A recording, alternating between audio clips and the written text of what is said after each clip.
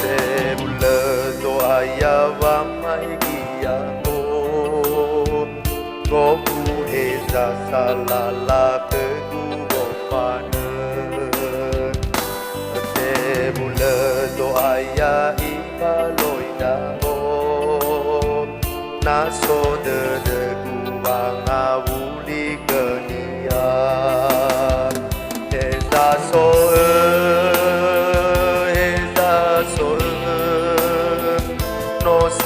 ZOAYA zogaoni YAO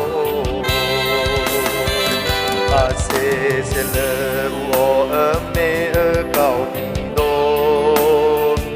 Ökaonido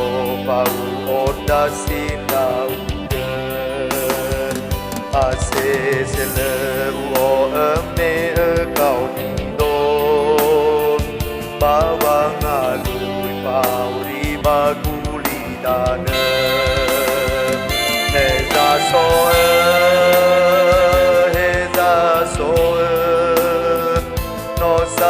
ZOAYA zogaoni YAO Iada'e möido mangalulu khö-Mö omasido möido nikaoni ZOAYA Iada'e möido mangalulu khö-Mö Ndra'ugö Daromali-Mö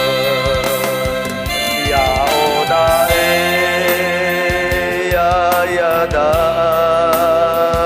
mangalulu gahe-Mö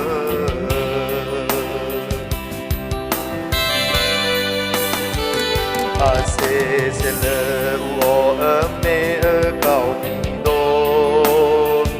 Ökaonido Ndra'ugö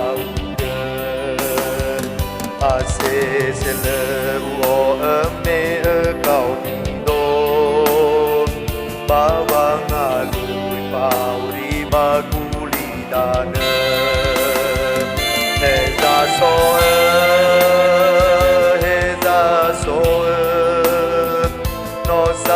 ZOAYA zogaoni YAO